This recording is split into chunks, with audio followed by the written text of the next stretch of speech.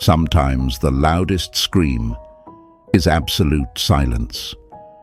You see, my friends, people think that disappearing means you've lost. They think going quiet means you've been defeated, that you've got nothing left to say. But the truth? Silence is one of the most powerful moves you can make in a person's mind. It's not retreat. It's not surrender. It's the kind of move that flips the game without making a sound. Stay with me, because once you understand this, you'll never see your own worth the same way again. Before we dive in, press that like button, hit subscribe, and join our community here. I'm telling you, if you've ever been taken for granted, ignored, or treated like your presence was optional, what you're about to hear will change the way you handle every relationship from now on. Hey folks, imagine this. You walk into a room every day waving, smiling, bringing the light with you. People nod, smile back, maybe even rely on you to keep the mood alive. Then, one day without drama, without warning, you stop showing up. You don't slam the door, you don't make an announcement, you just vanish. At first, nobody notices. The conversations continue, the laughter rolls on. But slowly, the air changes. That empty chair in the corner becomes a shadow in their mind. The energy feels incomplete. And without even saying a word, you've changed the entire atmosphere. That's what disappearing does. Not ghosting out of bitterness, not storming away to teach them a lesson. No, my friends, I'm talking about walking away with peace in your chest and dignity in your stride. There's a big difference between running away and choosing not to stand where you're not valued. One is fear. The other is freedom. Here's the lie you've been told your whole life. If you love them, you must always prove it. We've been fed this idea that constant reassurance, constant chasing, constant availability is the only way to keep someone. That if you stop showing up, you'll be forgotten. Folks, that's wrong. In fact, the opposite is true. People are drawn to what's missing. The human mind is a magnet for unanswered questions and unexplained absences. It's like reading a book, and suddenly a whole chapter is missing. You can't stop thinking about what was in that chapter, can you? You replay the last part you read, searching for clues, wondering what you missed. That's what your absence does in someone's life. It becomes the missing chapter they can't stop flipping back to. And here's where it gets interesting. Silence doesn't just affect them, it changes you. The moment you stop chasing, stop over-explaining, stop begging for a seat at someone's table, you discover something dangerous. You were the table all along. You were the prize, my friends, not because they said so, but because you finally said so to yourself. You're going to see it in their eyes one day. That flicker of uncertainty when they realize they no longer know your every move. When your energy isn't orbiting their world anymore. And you'll smile. Not because you've won, but because you finally understand the real win was reclaiming your peace. So here's what I'm asking you today. Choose yourself, not with arrogance, but with clarity. Remember the words of Marcus Aurelius. The soul becomes dyed with the color of its thoughts. If you keep thinking you're not enough without someone's approval, that's the color your life will take. Change the color, stand in your own worth. Write this in the comments so it sticks in your mind. I am enough. 3 simple words. Say it, type it, believe it.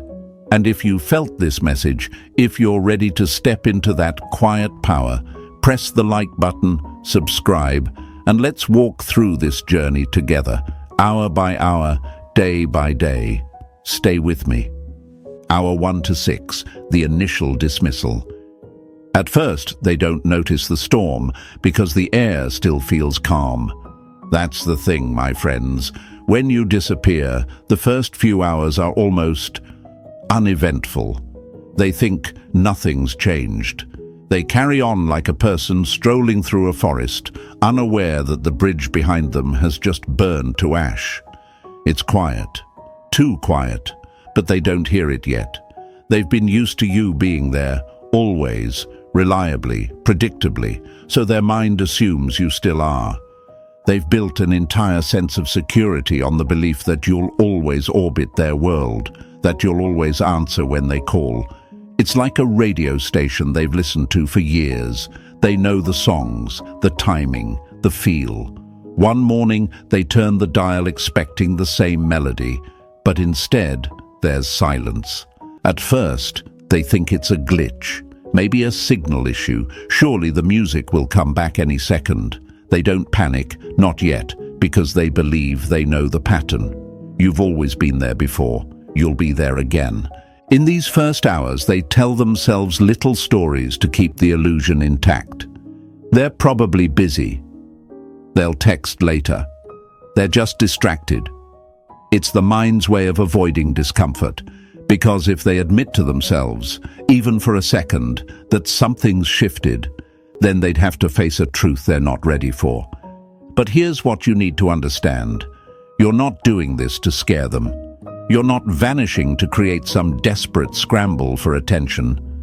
No, this is about stepping back from a place of self-respect, not spite. You've stopped placing your piece on their table for them to decide if it's worth keeping. And that's the first shift, not in them, but in you. Still, they think they know the ending. In their mind, disappearing is just part of the chase.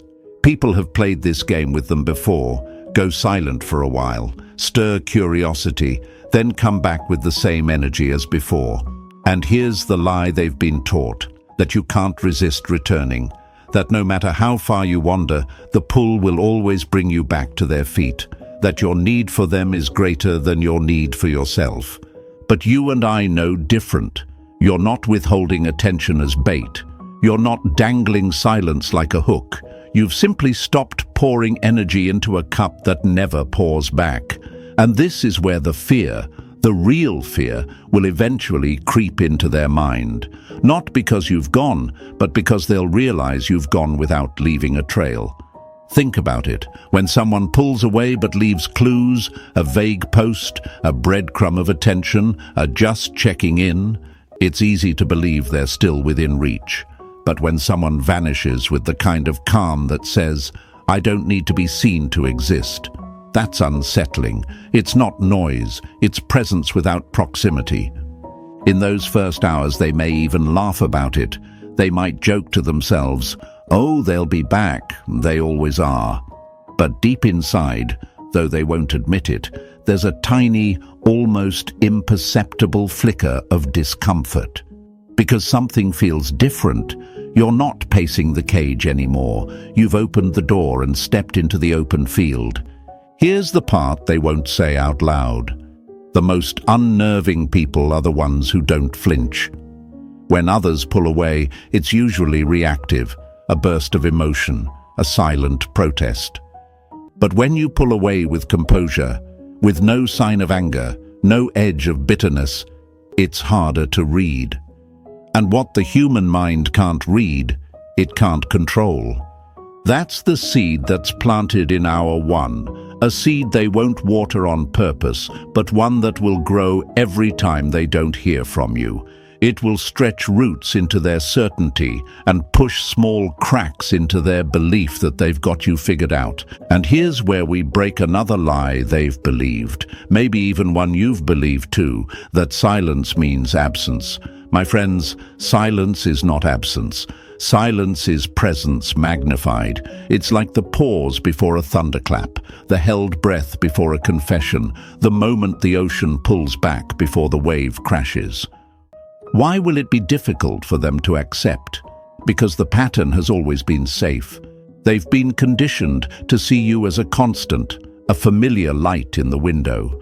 And humans, even the strongest ones, build their confidence on what they believe is permanent.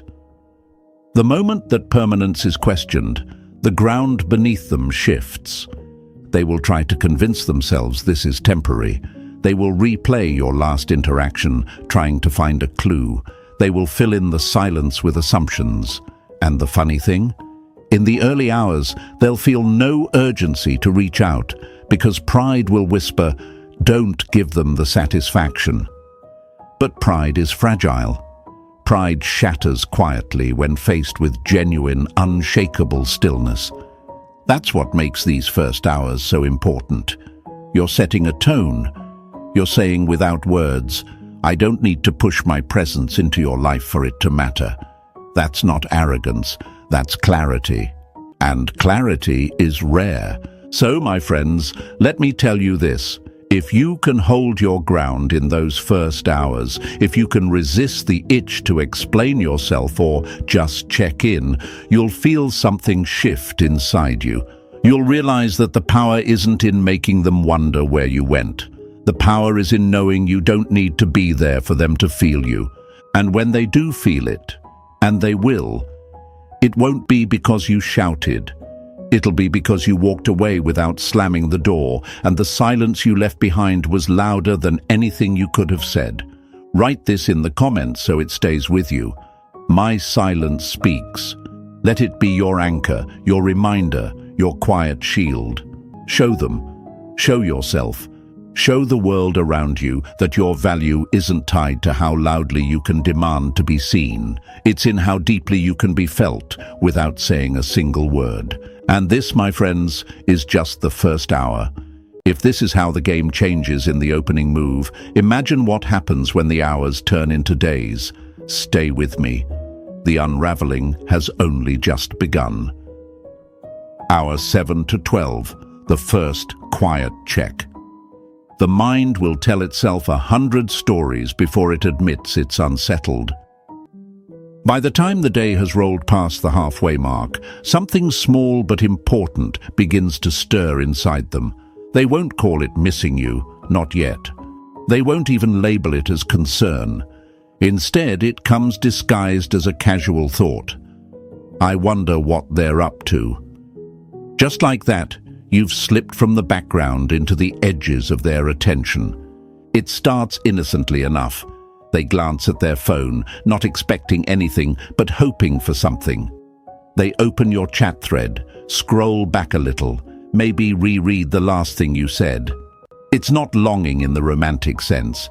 It's an itch, the kind you can't quite scratch because you don't know where it's coming from. And still, they'll tell themselves, it's nothing. But nothing is exactly how silence works its way in. Think of it like a faint scent in the air. At first, you can't place it. You tell yourself you're imagining it, but once you notice it, you can't unsmell it. That's what your absence feels like now. A faint, unfamiliar note in the air that lingers no matter what they distract themselves with. Here's the interesting part, my friends. In these hours, they'll start checking without admitting they're checking. They'll scroll past your name in their feed and slow down just slightly. They'll glance at your profile, pretending it's by accident. They might even look for signs of life, a post, a like, a comment, something to confirm you're still in orbit. And here's where a quiet truth begins to set in. You're not in orbit anymore, at least not around them. See, people have this unspoken belief that if you've always been present, you'll remain present, that no matter how much they pull back, you'll fill the space. That belief is comforting until it's challenged. And that's exactly what's happening now. You've created a gap, and in that gap, something uncomfortable is forming. Uncertainty. But they won't admit it's uncertainty. Pride will tell them it's curiosity. Ego will say, I just want to know. Yet deep down, the human mind hates unanswered questions. It's wired to fill in the blanks, to complete the story. And right now, you've stopped giving them the next page. In these hours, they might even start telling themselves stories to explain your silence. They must be busy. Maybe they're just tired. They'll reach out later. It's a survival tactic, because if they admit your silence is intentional, they'd have to face the idea that they don't have the influence they thought they did. And that's a harder pill to swallow than the lie that you're simply preoccupied. Here's a metaphor for you folks. Imagine walking through a hallway you've walked every day for years, where the same picture hangs on the wall. One day, you walk through, and the picture is gone. At first, You tell yourself it's probably being cleaned, maybe moved temporarily, but then hours pass, and the empty hook is still there. You can't stop glancing at it, wondering why it's missing. That's your presence in their life, a fixture they didn't think much about until it was gone. Now, it's all they can notice. The lie we need to break here is this: they think they still have control. They think if they wanted your attention, they could get it whenever they choose. They believe you're just a tap away, waiting in the wings. But your silence in these hours isn't just a pause, it's a quiet declaration. My world doesn't revolve around your timing. And that declaration, whether they acknowledge it or not, is beginning to unsettle their sense of power. Why will this be difficult for them? Because up until now, their confidence in your connection has been built on patterns. The pattern that you'll respond quickly, the pattern that you'll re-engage even if they've pulled back, the pattern that your presence is a given. When a pattern breaks, even in a small way, the brain reacts. It leans in, it watches, it waits for things to return to normal. But normal isn't coming back, at least not the version they remember. During these hours, they might test the waters without making it obvious. They might post something they know you'll see, a song lyric, a quote, a photo. Something vague enough to deny if confronted, but pointed enough that it's aimed at you. It's a way of saying, I'm still here, you know. They want to see if you'll bite, if you'll break the silence first. But you don't. And that's the part that will start to stand out. Most people, when tempted, give in. They send the quick reaction, they like the photo, they drop the comment. But you remain still. Your silence isn't lazy, it's not careless, it's composed, alive. It says, I see you, but I'm not chasing you. And that is something they are not used to feeling. Think about how much power there is in that. In a world where everyone rushes to respond, to prove they still care, you've chosen to do the opposite. Not out of malice, but out of strength. And strength that doesn't need to announce itself always feels heavier. As the evening approaches, their thoughts will drift back to you more often. Maybe they're out with friends, but there's a pause in the conversation and their mind flickers. I wonder if they're thinking about me. Maybe they're home scrolling late at night and they check again. Still nothing. That still nothing is no longer a neutral space. It's beginning to hum with meaning. And my friends, that's the beauty of these first quiet checks. You're not chasing their attention, but they're already starting to chase the idea of yours. Not because you've asked them to, but because the mind is drawn to the gap, the absence, the question mark. So what's rising in you during these hours? A sense of control? Something better, a sense of clarity. You're realizing that you don't need to be constantly present to matter. You don't need to perform to stay in someone's mind. The absence itself can carry the message. And this is where you start to feel the shift in your own identity. You're not the person who jumps at the first breadcrumb. You're not the one who fills every silence with reassurance. You're the one who can let the silence do the talking. Write this in the comments so it becomes a part of you. My stillness is strength. Let the world see it. Let them feel it. Show them that your worth isn't dependent on constant engagement. It's anchored in who you are, whether they're watching or not. And remember, folks, this is just the second stage. If the first hours planted the seed of uncertainty, these hours are the quiet watering of it. They're checking, they're wondering, and soon they'll be feeling it. Stay with me, because what happens when the night settles and the day turns over?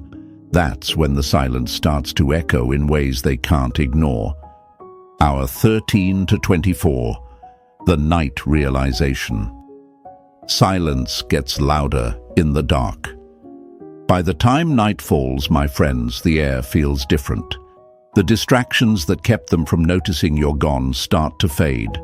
The chatter slows down, the errands are done, the people around them drift off to their own worlds. And now, for the first time all day, there's space for them to be alone with their thoughts. That's when silence stops being something they can ignore and starts being something they feel. It's funny, isn't it? During the day, the world gives them cover. The noise of conversations, the rhythm of work, the scroll of social media, all of it gives them somewhere to hide from the gap you've left. But the night is a different beast. Night strips away the distractions and leaves nothing but the truth. And the truth is this: you're not there. They pick up their phone. Maybe it's habit, maybe it's hope. They check their messages, and your name isn't lighting up the screen. They glance at your profile, maybe for the second or third time that day. Still nothing. And now the nothing feels heavier than it did 12 hours ago. It's no longer background noise. It's a presence in the room with them. Think about it. Absence in the daylight feels like distance. Absence at night feels like loss. Why? Because night has a way of amplifying everything we try to avoid during the day. At night, the mind replays things. It revisits old conversations, scans for meaning in places it never looked before. And in this quiet, they start retracing the last time you spoke, the last message you sent, the last moment they felt your energy in their world. Here's a metaphor for you folks. Imagine standing on the shore during the day. The ocean is there, but its sound is drowned out by wind, birds, and voices. But at night, when all else is still, the waves sound louder, more deliberate, impossible to ignore. That's your silence now. It's the waves in their mind, crashing in steady, unyielding rhythm. And here's where the first real discomfort creeps in. Because the human mind hates a change it can't control. They could reach out, sure, they could send a message, drop a comment, find a reason to pull you back into their space. But pride is a tricky gatekeeper. Pride says, don't break first, they'll come to you. Yet every hour that passes without you showing up makes pride feel less like a shield and more like a weight. They might try to laugh it off. They might tell themselves, it's no big deal, I'm fine. But why are they scrolling through their own posts, wondering if you've seen them? Why are they lingering on memories that used to pass through their mind without a second thought? The truth is, they're not fine. They're adjusting to the first night where your presence isn't a given. And this is where we break another lie they've believed, that you need to be actively speaking to stay on their mind. Wrong. The mind clings to what it can't resolve. Your silence is now the unfinished sentence, the half-played song, the missing puzzle piece. The more they try to move past it, the more their attention circles back to it. It's in these hours that your absence starts to shift from temporary to uncomfortable. That subtle unease becomes harder to ignore when the world is quiet and the only company they have is their own reflection in the screen. Maybe they see a picture of you in their gallery, in their mind, and for the first time they feel the gap. They don't like it, but they can't undo it. Somewhere in this stretch of hours, they'll do something they won't admit. They'll replay the moments when your presence felt certain, steady, warm. Maybe they remember the last time you sent a late-night message. Maybe they remember your laugh, your voice, the way you made them feel chosen without even trying. And now those memories don't feel like comfort. They feel like reminders of something that's slipping. The fear isn't fully formed yet, but it's beginning. It's not, they're gone for good. It's more like, what if they don't come back when I'm ready for them to? And that question, my friends, is dangerous, because it flips the power dynamic without you having to lift a finger. Now, why is this part so important for you? Because it's the first real test of your resolve. When night falls, you might feel the pull too. You might remember the old rhythm, sending that late goodnight text, reacting to their post, letting them know you're still there. And your mind will whisper, just one message won't hurt. But it will.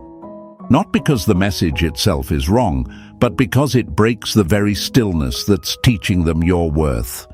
Your silence at night isn't about punishment. It's about alignment. You're showing, not telling, that you are no longer someone who has to insert yourself into their space to feel valid. You're no longer someone whose peace depends on their acknowledgement. And that shift in you is what makes your silence echo louder in them. Picture this: a candle burning in the corner of a room. In daylight it's small, unnoticeable. At night its glow feels alive, commanding attention. That's your absence. It's the thing they didn't see during the day, but now can't stop noticing. By the time midnight comes, the silence has taken on a shape. It's no longer just the absence of words. It's the presence of choice. You chose not to reach out. You chose not to fill the space. And in doing so, you've made it impossible for them to pretend you're still exactly where they left you. They may toss and turn. They may pick up their phone again, check the same apps, scroll the same feeds. And when they still find nothing from you, the questions they've been holding back start to tap on the edges of their mind. Why haven't they reached out? Did I do something? Are they done? They won't ask them out loud yet, but the echo has started. And here's the truth that makes this stage powerful. Most people will never admit when they feel someone's absence. They'll hide it behind jokes, pride, and distractions. But the body knows, the mind knows. And in the quiet of the night, those defenses weaken. That's when your presence in their thoughts is strongest, even when your presence in their life is silent. So hold the line, my friends. Let the night do its work. Don't rush to fill the gap. Don't break the silence to soothe your own doubts. This is where the shift happens, not in grand gestures, but in the slow, steady turning of their thoughts toward you without you having to pull them. Write this in the comments so it sticks in your mind. My absence glows. Let it be your reminder that you don't need to fight for space in someone's life. Your value is felt, even in the quiet. Show them, show yourself, show the world that your worth doesn't dim when you're not seen. It burns brighter in the dark. And if this is what happens in just one night, imagine what unfolds when this silence stretches into days. Stay with me. The cracks are coming. Day 2 to 3, the cracks beneath the surface. It's not the earthquake that breaks you. It's the tiny fractures you don't notice until the structure gives way. By the second or third day, my friends, the silence has stopped feeling like a moment and started feeling like a pattern. And patterns, especially broken ones, have a way of unsettling people in ways they can't put into words. They're not in a full-blown panic yet. They're not lying awake at night, wringing their hands. But something is different. There's a subtle shift in the air, the kind you can't see but can absolutely feel. During the first 24 hours, they could tell themselves 100 little stories to explain why you were quiet, busy, distracted, tired. But now those excuses are getting harder to believe, not because they have proof otherwise, but because the mind can only run on borrowed explanations for so long before it starts to doubt its own script. Think of it like walking past a crack in a wall you've seen before. At first, you shrug it off. It's nothing. But the next day, you walk past again, and it looks bigger. You can't be sure. Maybe you're imagining it, but now you're looking for it every time you pass. That's what's happening in their mind. Your absence is that crack, and every hour they don't hear from you makes it just a little harder to ignore. They start to notice the moments you're missing from, the routine updates you'd usually respond to, the casual photos you'd normally like, the inside jokes you'd drop a quick reaction to. They scroll through their phone and see these small gaps where your presence used to fit so naturally, and they feel it, not in some dramatic, collapsing on the floor way, but in those in-between seconds where their mind has nothing else to hold on to. And here's where it gets tricky for them. They've always believed they could predict you, that they could read you, that they knew the rhythm of your presence well enough to bet on it. But now the rhythm is gone. The song they were dancing to has changed tempo without warning, and they're stumbling to keep their footing.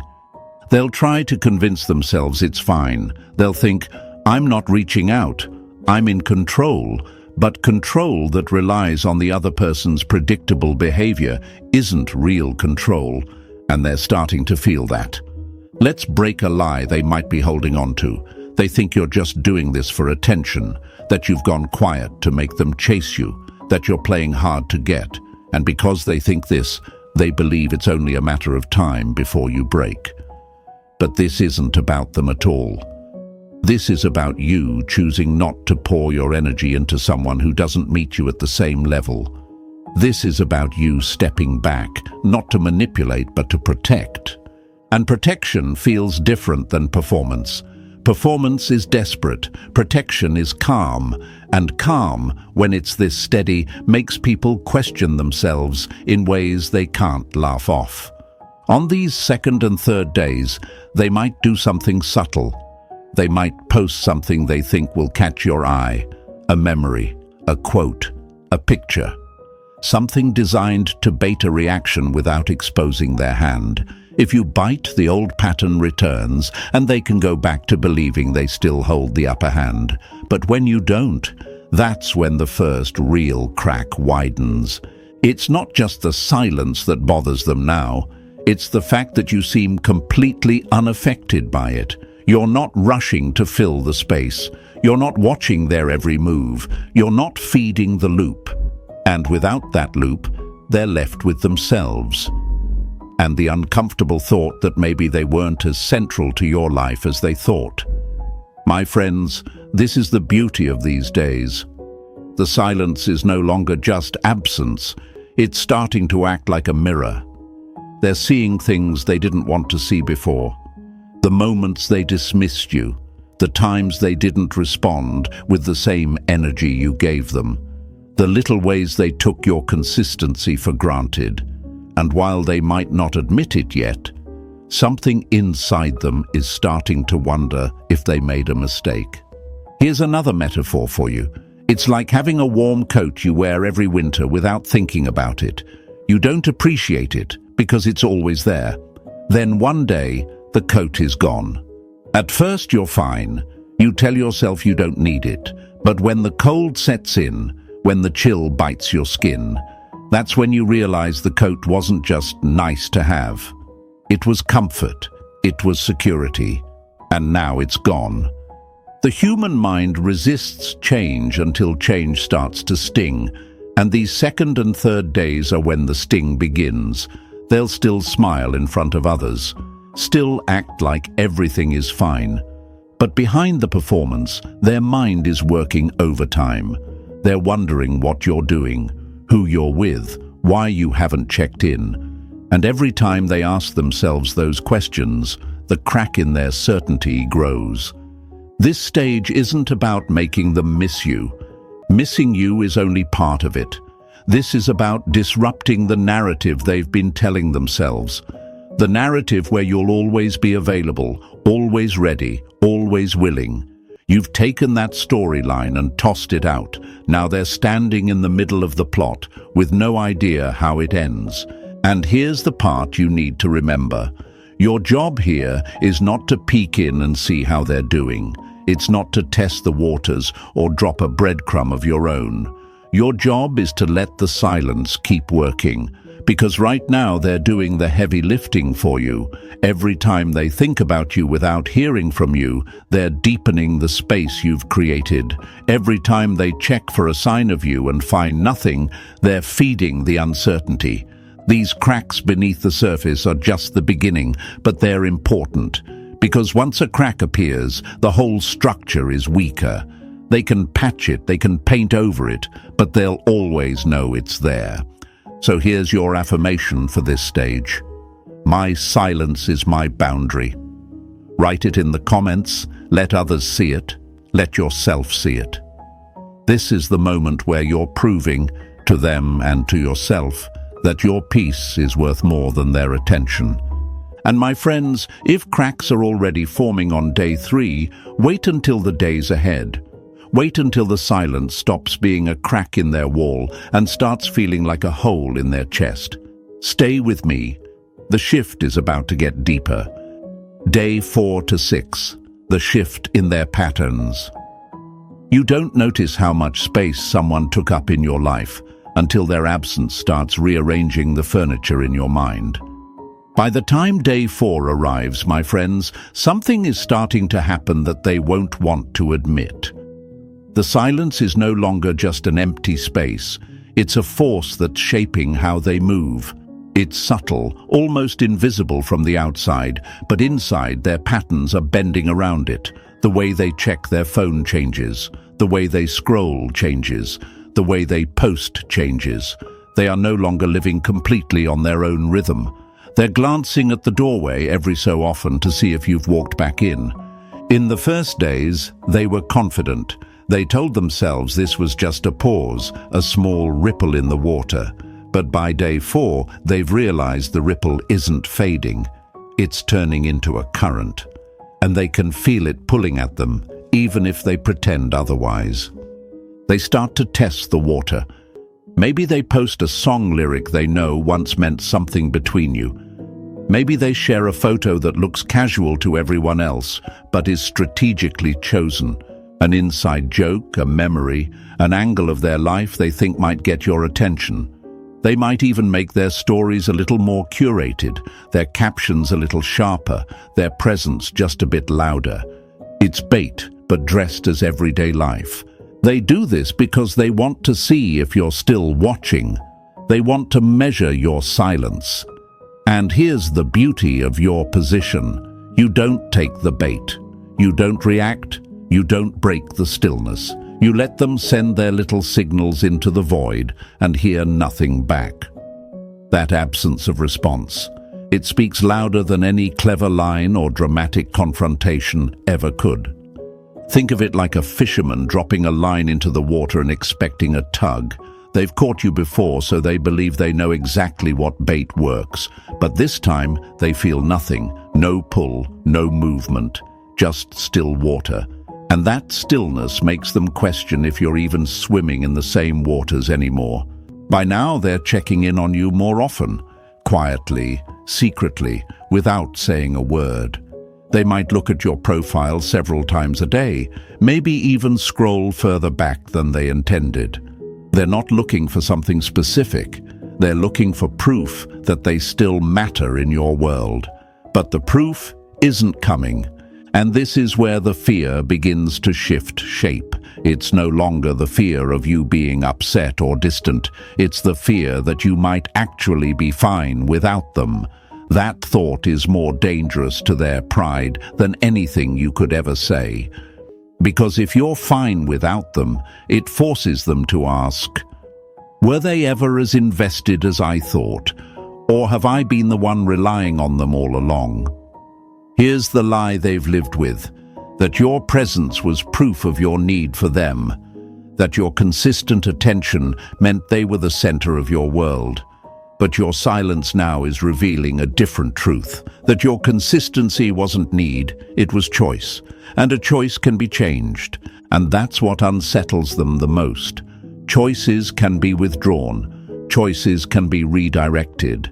Choices mean you have agency, and if you can choose to give, you can also choose to stop. Day 5 is often where the frustration sets in. They've tried the subtle posts.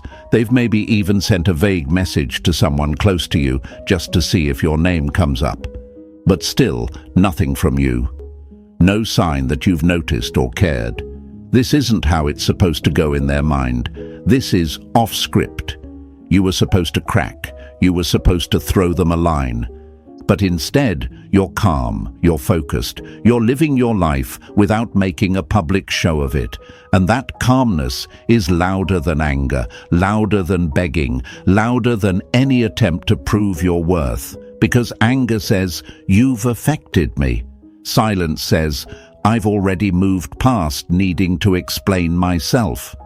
By day 6, they've started adjusting their movements around your absence without realizing it. They check their phone before bed, almost hoping for something. They post and then watch who views it, their eyes scanning for your name.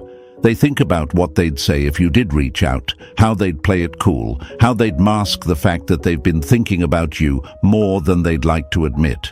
And in these adjustments, the truth is beginning to take root. You've shifted the dynamic entirely. You're no longer reacting to them, they're reacting to you. And that shift isn't because you've manipulated them. It's because you've removed yourself from a pattern that depended on your constant participation. Here's another way to see it. Imagine a dance where you've always been the one leading, guiding the steps, keeping the rhythm. One day you stop dancing. At first they keep moving, thinking you'll join back in.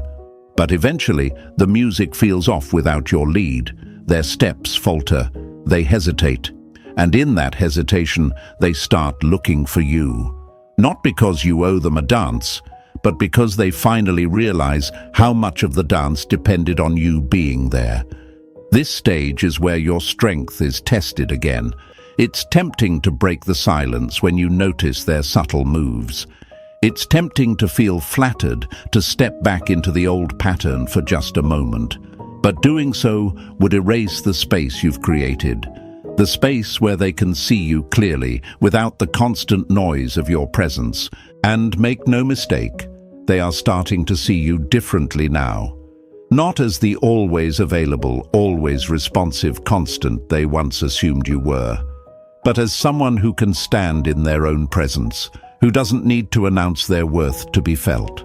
By holding your position in these days, you're not only protecting your peace, you're rewriting the story they tell themselves about you.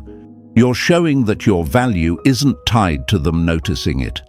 You're showing that you can walk away from the table and still eat well somewhere else.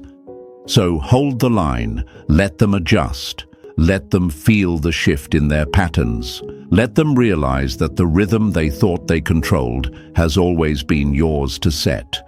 Write this in the comments so it stays in your mind. I set the rhythm. Show them, show yourself, show the world that you're not here to keep dancing to someone else's tune. You're here to move on your own terms. And if they're already changing their patterns on day 6, my friends, just wait until the mirror turns fully toward them. Stay with me, because next, the silence won't just change how they move. It will start to change how they see themselves. Day 7 to 10. The mirror effect.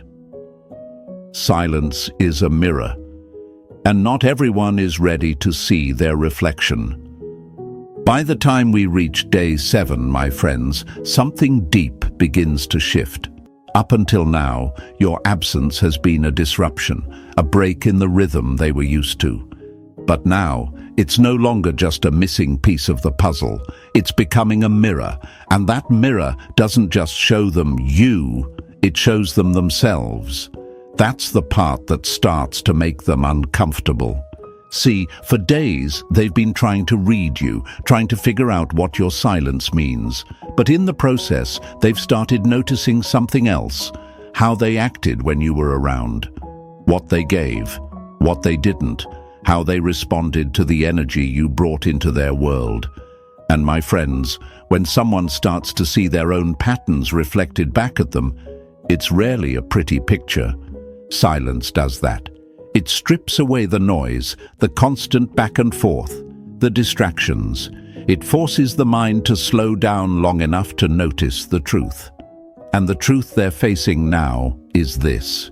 Maybe they didn't value you the way they should have. Maybe they mistook your consistency for a given, your kindness for neediness, your presence for permanence. Here's the thing about mirrors. They don't lie. They don't soften the angles or hide the blemishes. And your silence right now is showing them every sharp edge of their behavior that they were able to ignore when you were constantly there to smooth things over. Imagine this. You're in a room full of people, and there's a big mirror on the wall. At first, you barely notice it. But after a while, you catch a glimpse of yourself. Not the version you thought you were showing, but the real one. Maybe your posture isn't as strong as you thought. Maybe the expression on your face isn't as confident as you imagined. You can't unsee it once you've noticed. That's what's happening to them right now, except the mirror isn't glass, it's your absence. And here's where another lie gets exposed. They believed that as long as they didn't outright lose you, they could keep doing things the same way. They thought you'd always be there to fill the silence, to reach out first, to keep the connection alive. But now, with the space you've created, they're being forced to see what the relationship looks like when you're not the one holding it together. By day 8, this reflection starts to feel heavier. They're not just noticing that you're gone, they're noticing that the version of themselves they see without you around isn't who they thought they were. Maybe they prided themselves on being attentive, but your silence is showing them how passive they've actually been. Maybe they saw themselves as the one in control, but your lack of reaction is proving they were relying on your predictability more than they realized. And my friends, when pride meets truth, there's always a fracture. This is why the mirror effect is so powerful. It's not you telling them they fell short, it's them realizing it on their own. And that realization hits harder than any lecture ever could, because it comes from inside. People can argue with your words, but it's a lot harder to argue with the reflection staring back at them. Here's where the thoughts start to shift. Instead of asking, "Why aren't they talking to me?" they start asking, "Did I do something to make them not want to?" That's a dangerous question for their ego, because it invites the possibility that they weren't as important to you as they believed. And that's when the subtle rewrites begin. They replay moments where they were distant or dismissive. They remember times you gave, and they didn't match it. They think about conversations where you opened up and they brushed it off. And the weight of those memories is amplified by the fact that you're not here to balance them out with your usual presence. By day 9, they might start trying to balance the scales in small ways. Maybe they like an old photo of yours. Maybe they comment on something you've posted, not directly to start a conversation, but to drop a pebble into your pond and see if there's a ripple. They might even send a message that's vague enough to retreat from if you don't respond, but pointed enough to test your temperature. And here's the key, my friends. You still don't move. You let the mirror stay where it is. You let them keep looking. Because every day they spend in this space, the reflection becomes clearer. And the clearer it gets, the harder it is for them to deny the role they played in your absence. By day 10, this isn't just about curiosity anymore, it's about discomfort. Discomfort with the silence, yes, but also discomfort with what the silence is showing them about themselves. They can't hide behind the idea that you need them more than they need you, because your actions are showing the opposite. They can't pretend you're hanging on by a thread, because you've stopped reaching for the rope entirely. And here's the part they'll never say out loud. They're starting to respect you in a way they didn't before, because most people crack. Most people, when they pull away, leave the door half open just in case. But you've closed it without slamming it. You've made it clear you're not playing a game, you're living in peace. And that kind of self-possession is rare. The mirror effect doesn't just change how they see themselves, it changes how they see you. Before, they might have seen you as someone who needed their attention to feel secure. Now they're seeing you as someone who gives attention as a choice, not as a default. And that choice has been withdrawn. And my friends, nothing humbles the ego faster than realizing someone's world doesn't revolve around them anymore. This stage isn't about revenge. It's not about punishing them with distance. It's about showing them, without words, what happens when you take your energy back. It's about letting them sit in the quiet long enough to see what they truly brought to the table and what they didn't. The mirror is unforgiving, but it's honest, and once they've seen the truth in it, they can't unsee it.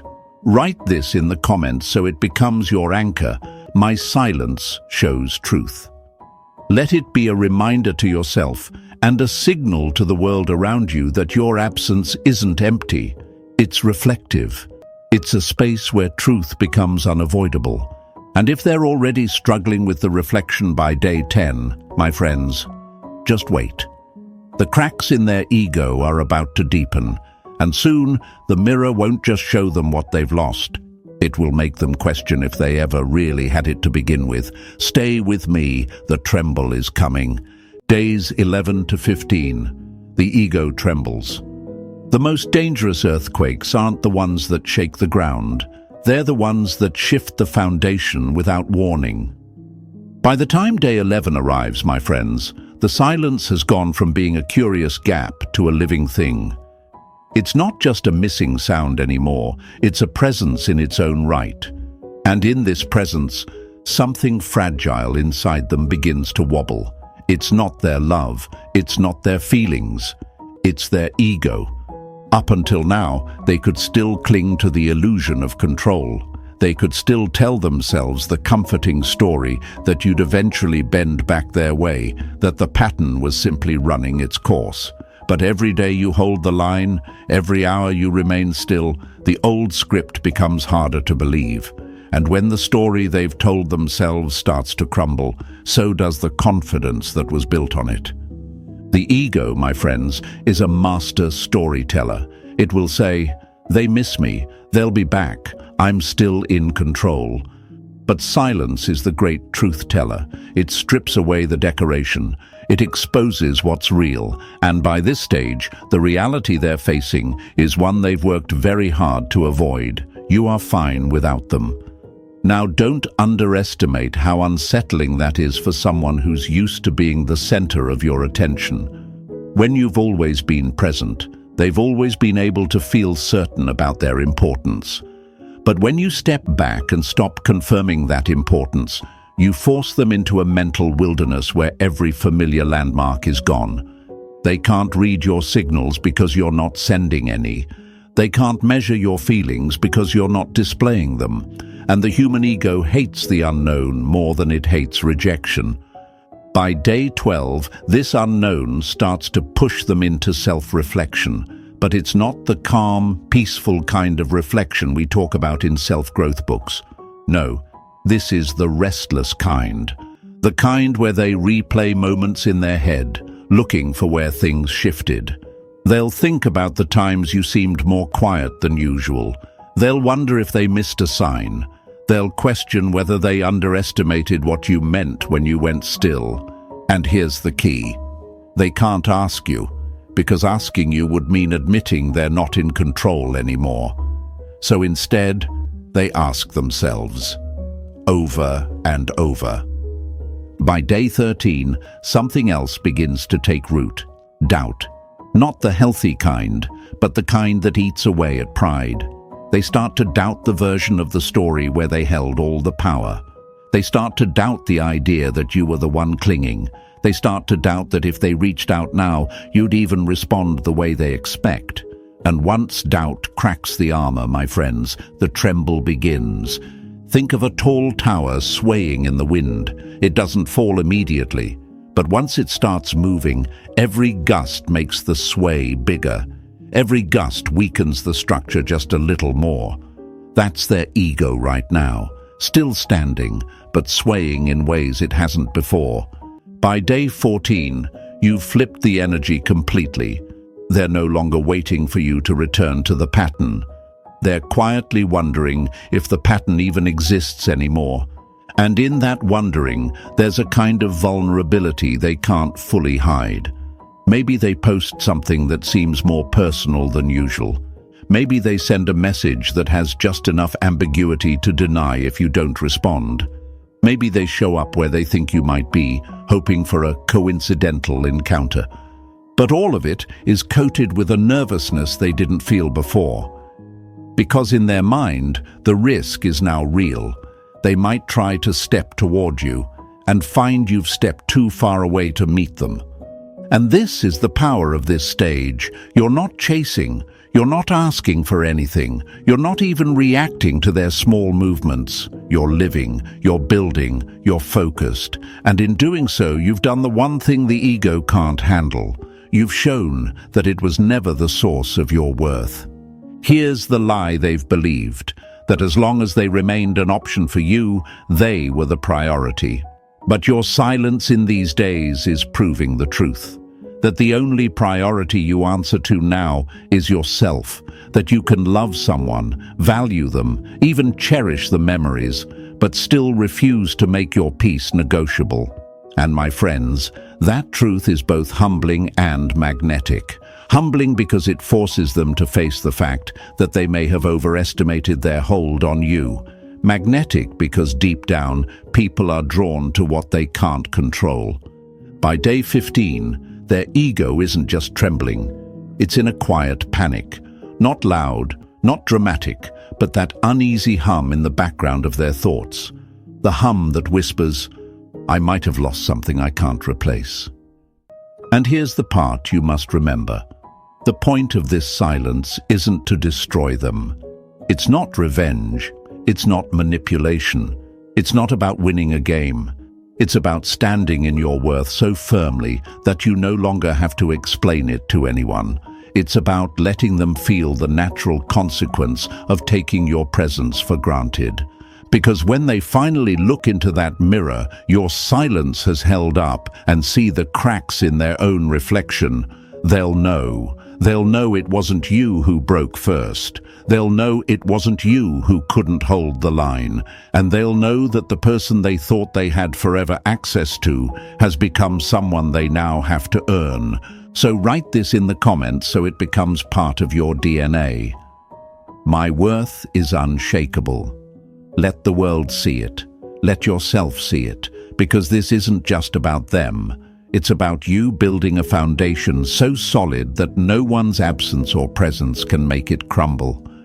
If you've felt the shift, if you've watched someone's ego tremble when you finally chose peace over pursuit, drop your story below. Someone out there needs to hear how it played out for you. And if you're ready to keep walking this path of strength, clarity, and self-respect, press that like button, subscribe to join our community, and share this with someone who needs to be reminded. You don't have to shout to be felt. Stay with me, because the silence is about to turn into something they can no longer run from.